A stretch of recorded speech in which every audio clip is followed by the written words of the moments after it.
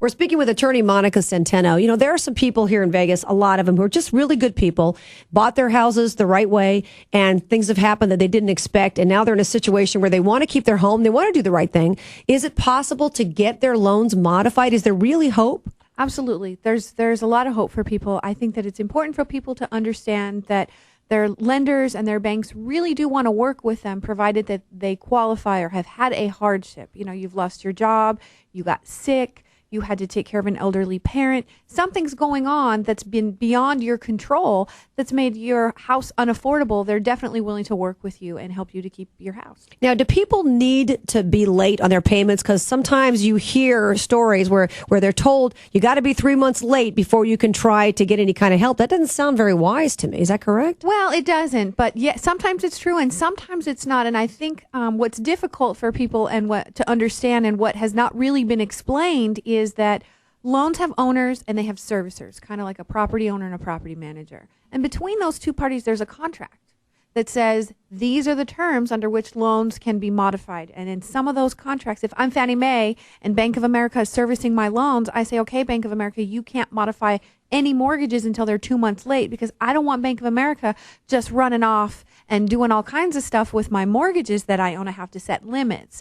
So then you call the servicer and they say, we can't do anything because you're not late. It's not that they don't want to help you, but they're contractually obligated to abide by that contract, and they could get sued if they breach it. People just are not taking the time to explain that to the homeowner. So you don't encourage somebody to go late, but unfortunately, sometimes if they really want to get help, they got to play the game. So if people are thinking about trying to get a loan modification, would you advise them to skip a couple of payments and then call you, or should they call you first? Absolutely not. I would never advise somebody, and even when I have the banks come and tell me, you know, they're not late, this is our agreement, I never tell someone go late, because it's a dangerous game that you play. There is no guarantee. You know, a lot of people say, I want my legal right to loan modification. You don't have one.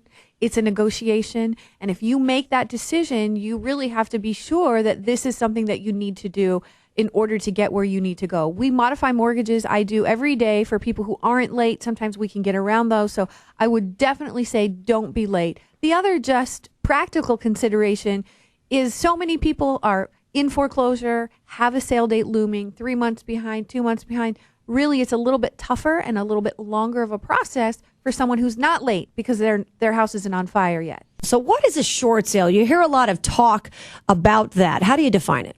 A short sale really is a distressed property. So the homeowner is in distress because they've had some hardship. As we discussed earlier, they're lost hours at work, unemployment, they were ill, something like that. And they need to sell the house. They can't afford to keep it. They need to sell the house, and the value has dropped. So they need to sell it for the current market value, and they need the bank to agree to take what they can get for it and actually transfer the deed and go forward with the sale. So they're selling short of what is actually owed on the loan, which is why it's a short sale. If I'm thinking about trying to do a short sale on my house, should I call you before I do anything, even deal with the bank? Well, I give a free consultation, so I would say yes, because you're going to at least want to know where the areas of liability are and what questions you should be asking.